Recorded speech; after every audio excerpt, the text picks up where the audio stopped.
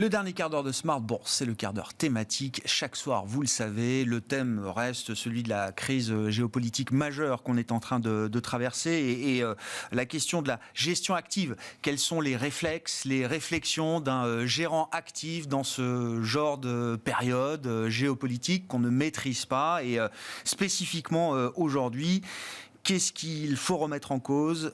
Sur quoi est-ce qu'on s'appuie pour continuer d'investir, puisque ça reste votre métier? Sébastien Lemonnier est à mes côtés en plateau. Bonsoir Sébastien. Bonsoir Grégoire. Vous êtes gérant action européenne chez InnoCap Gestion. Oui, je suis ravi parce que je voulais que vous partagiez déjà avec nous les réflexions d'un gérant. Alors, ce qu'on appelle stock picker, sélectionneur de valeur, de la gestion active. On regarde les entreprises une par une pour décider d'investir ou non.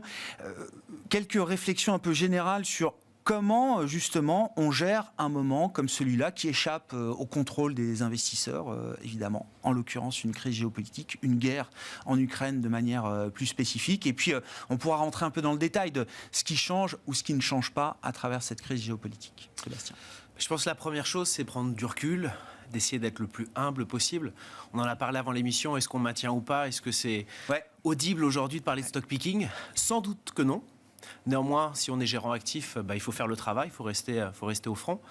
Forcément, c'est difficile. Moi, en plus, ma femme est d'origine ukrainienne. Mais là aussi, en fait, il faut faire la part des choses. C'est beaucoup plus difficile ailleurs que mon job. Et finalement, si on est rémunéré pour survivre justement en gestion active, c'est pour générer de la performance pour les clients, même dans les moments difficiles. Donc, c'est un moment qui est malheureusement aussi triste que passionnant. Il faut avoir ces deux parties du cerveau. Il faut mettre de côté la partie subjective et émotionnelle et faire le travail. Donc c'est ce qu'on a fait chez InnoCap Gestion.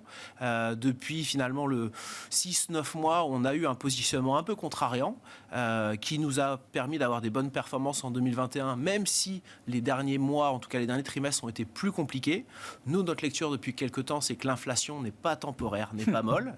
On pourrait y revenir. Donc c'est vrai que depuis le début de l'année, on avait un positionnement qui a plutôt bien fonctionné. Mais là aussi, c'est aussi souvent ce qu'on dit, on n'est pas dogmatique sur l'approche buy and hold, donc d'acheter et puis de ne plus rien regarder. Si on est des gérants actifs, je pense qu'il faut savoir se remettre en cause. Depuis 3 ans, je pense que c'est une confirmation. Et c'est le challenge, moi qui suis issu du domaine sportif et du sport. Un Rafael Nadal, s'il est exceptionnel, c'est pas le nombre de grands chelems qu'il a gagné, c'est qu'il les gagne sur terre battue, sur dur et sur gazon. Et c'est le challenge en fait. Tout terrain là. Donc oui, en 2 jours, il a fallu revoir le portefeuille. Ça ne veut pas dire qu'on a tout transformé, mais on va dire sur le portefeuille que je gère, Quadrige Europe Midcap, il y a à peu près 20% du portefeuille qui a été revu. Je suis amoureux de rien, hormis ma femme et ma fille, et il faut le mettre en œuvre, tout simplement. C'est aussi difficile à faire, mais en fait, on est payé pour ça, et je l'assume complètement. Et il faut assumer la mission, et je vous remercie d'être là pour partager tout ça, Sébastien. Rien ne vous y obligeait, et vous avez vous-même décidé de venir ce soir pour en parler. Qu'est-ce qui a guidé votre réflexion d'investisseur? Bien sûr, là, ces derniers jours, pour dire, là, il y a 20% de mon portefeuille qui ne va plus. Peut-être que vous les retrouverez dans 3 mois. J'en sais rien. Peut-être qu'il faudra revenir sur ces 20% que vous avez mis de côté aujourd'hui. Qu'est-ce qui reste valable et pourquoi? Pour moi, un bon stock picker, et vous me connaissez depuis longtemps, et on apprend au fur et à mesure des années, c'est pas que faire du stock picking. Aujourd'hui, mon processus, il a aussi évolué, et c'est le processus InnoCap Gestion. Je veux dire que je passe 70-75% de mon temps engagé sur le terrain, 400-450 contacts sociétés chaque année, moi-même. Ça, c'est la partie fondamentale. Mais il y a une autre partie qui est relative à la valorisation des sociétés, dont on parle un petit peu, mais comme c'est technique, on en parle un peu moins. Et puis l'autre partie qui est pour moi cruciale aujourd'hui, c'est les flux de marché. Et c'est ce qui a amené ma réflexion. Aujourd'hui, on a d'un point de vue fondamental quelques incertitudes, et c'est logique sur la partie conjoncturelle, qui avait toutes les chances finalement d'être gagnante, et on était sans doute au démarrage d'un nouveau cycle économique. Aujourd'hui, on en est moins sûr, ça ne veut pas dire qu'il faut tout raser. De l'autre côté, et ça a été un peu l'approche tactique qu'on a eue, je sais que ce qui n'a pas marché depuis 1 mois, mais ce qui a marché dans les 3 dernières années, c'est la qualité, peu importe la valorisation. Moi, je suis pas laid, je suis un investisseur discipliné, même si j'aime les fondamentaux. Depuis le début de l'année, on n'avait pas ces valeurs-là. C'est tout simplement pour ça qu'on a bien fait en relatif. En quelque sorte, on n'avait aucune valeur des pays nordiques qui, pour moi, en fait, étaient beaucoup trop concentrés dans les portefeuilles. Aujourd'hui, tactiquement, on a fait du stock picking sur certaines de ces valeurs. Si je vous parle, il y a à peu près 15 jours, j'avais 60-65% de valeurs. Ce n'est pas un biais, hein, mais c'est vraiment du stock picking qui était plutôt lié à la conjoncture, au cycle. Aujourd'hui, l'équilibre est inversé. J'en ai plus que 40. J'ai des valeurs de croissance. En revanche, je ne suis pas complaisant. Et je pense que c'est l'enjeu. C'est-à-dire que dans le court terme, on peut souffrir éventuellement. Et en effet, on va regarder la qualité, peu importe le prix. Moi, j'ai en tête qu'aujourd'hui, il y a toujours le même sujet d'inflation, qu'il est sans doute plus important. Après, il y aura le sujet à moyen terme, est-ce que cette inflation va avoir un impact parce qu'il est plus fort sur l'économie, d'où notre prudence. Mais là aussi, il faut être sans complaisance. Le portefeuille que j'ai construit les 2 derniers jours, c'est pas le portefeuille uniquement des 2 prochaines semaines, même si c'est important, c'est le portefeuille pour les 6, 12, 18 prochains mois. Parce que là aussi, je me rappelle de 2021, pendant 4 mois sur 6, j'ai eu tort, même si on a fait une bonne année. Mais finalement, j'ai peut-être eu tort temporairement, parce que depuis 2 mois, en relatif, en tout cas, on a plutôt bien fait. Donc, l'humilité, le travail, c'est ce à quoi on s'engage.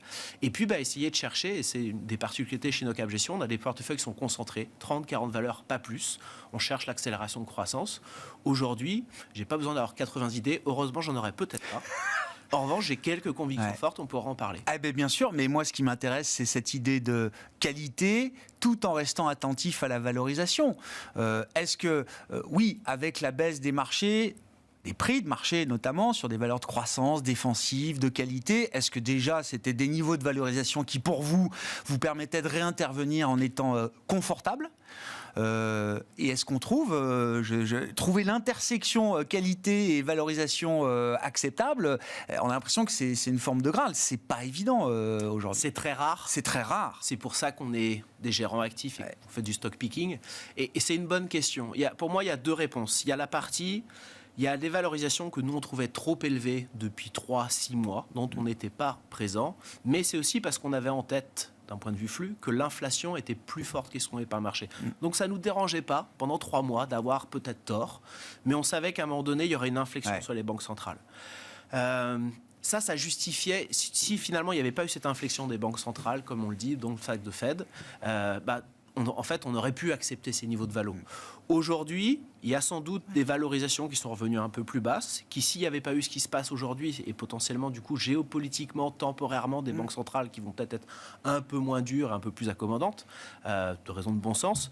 En effet, il y a peut-être des valorisations pas très raisonnables, qu'il faut peut-être un peu avoir en portefeuille. Mais là aussi, il ne faut pas être complaisant, parce que l'inflation, il est devant nous. En fait. Oui, ça c'est peut-être juste une parenthèse dans l'histoire du marché. Oui, des sociétés qui finalement ont été historiquement, c'est pour ça que moi j'aime beaucoup regarder ce que font mes concurrents, je passe une journée par mois à faire ça, parfois pour leur piquer des bonnes idées, parce ils sont toujours très bons et j'ai aucun problème avec ça, mais aussi pour voir un peu ce que les gens ont adoré. Vous savez, j'ai à la fois une étiquette de gérant croissance, mais aussi historiquement une oui, moi je vous ai connu value, oui. Et je me méfie toujours de ce que tout le monde a détenu, mais j'aime bien aussi avoir en tête ce que tout le monde a détenu, parce que temporairement, on peut l'oublier, mais on revient dessus. Il y a 1 an, j'étais venu sur votre plateau et on avait parlé de Kinépolis, qui était une star que tout le monde aimait historiquement, mais c'est vrai que quand les cinémas sont fermés, personne n'en veut, et le titre est passé de 60 à 30 et même tombé à 25. Ça a été plutôt une belle success story, et c'était justement l'idée d'investir de façon un peu contrariante sur des valeurs de qualité. Là, c'est pareil. Il y a quelques anomalies de marché. Il n'y en a pas énormément. Il y a une société italienne, moi, que j'aime beaucoup. Je pense que dans les biais du portefeuille que je gère aujourd'hui, Quadrige Europe Midcap, j'aime bien les petits tickets de consommation. En période d'incertitude, finalement, les dernières choses qu'on va couper, c'est ces petits tickets de consommation. Parce qu'on a les moyens de... Non mais pour dire les choses simplement, parce que on a les moyens de se faire un peu plaisir quand même malgré tout au-delà aujourd'hui. De ça, il y a des choses qu'on consomme dans la vie de tous les jours, quoi qu'il arrive en quelque sorte, à la différence de gros tickets de consommation qu'on peut décaler. Mon exemple, c'est une société italienne qu'on a en portefeuille depuis quelques temps, qui s'appelle Fila. Les 2 tiers de l'activité, c'est les crayons de couleur pour les enfants de 2 à 6-7 ans. Donc même s'il y a du digital pour l'éveil des enfants, on en aura toujours besoin. C'est une société qui a gagné des parts de marché pendant la crise. Donc ça, pour nous, c'est le critère essentiel. Peu importe l'étiquette qu'on met à la société, c'est un gagnant de parts de marché. 88% à peu près de mon portefeuille, c'est des gens qui gagnent des parts de marché. C'est un petit ticket de consommation, même s'il y a de l'inflation, et c'est un des acteurs qui, en 21, nous a fait dire que l'inflation, tout le monde était trop complaisante. C'est un acteur qui, quand même, aux États-Unis, a passé au 1er janvier plus 7% de hausse de prix avec Walmart. Imaginez-vous avec Walmart. En Europe, en Allemagne et en France, les acteurs qu'on appelle marque blanche, enfin private label, ont historiquement 40% à peu près de part de marché. Avec ce qui s'est passé, le Covid, le fait d'être finalement très loin des marchés finaux, le fait dans certains cas même de ne pas être capable de faire des crayons avec du plastique recyclé, parce qu'on a certaines écoles qui le demandent, on a vu que Fila était un acteur avec des fortes marques, qui du coup passait beaucoup mieux sur les canaux de distribution online, qui avait gagné des parts de marché parce qu'il a des sites de production partout et pas uniquement dans des pays à low cost. Il a gagné dans certains pays, en tout cas lui il ne le dit pas, mais les marques propres dans certains pays ont quasiment des parts de marché qui ont divisé par 2. Donc c'est une opportunité. Mais comme c'est une société qui a eu quelques problèmes avec des acquisitions il y a 3-4 ans et que ça a été mal intégré, les gens ont un peu mis ça à la poubelle. Il y a eu un levier financier qui est un peu important, c'est vrai, mais si la boîte était privée, il y aurait sans doute beaucoup plus de dettes et ce ne serait pas un problème. Aujourd'hui, c'est un rare acteur qui se paye avec un rendement des flux de trésorerie de plus de 10%. Dans un monde où les taux sont bas, et même s'ils montent, ils vont rester un peu bas, c'est pas mal. Moi, c'est ce que j'ai l'impression. C'est pas une recommandation, c'est un exemple. Le free cash flow yield, ça c'est un de vos indicateurs préférés. C'est d'essayer de trouver, et c'est une valeur qui va profiter finalement, en plus de la réouverture des écoles. Parce que, chose exceptionnelle, en 2021, ils font un EBIT, donc un résultat opérationnel quasiment similaire à celui de 2019, en ayant 20% quasiment de leur chiffre d'affaires qui a été fermé en Inde, au Mexique. Et c'est quoi la force derrière les chiffres, les ratios économiques que vous citez? C'est quoi la force des crayons de couleur, des marques Fila? Les enfants sont prescripteurs, c'est comment ça fonctionne? On en a toujours besoin.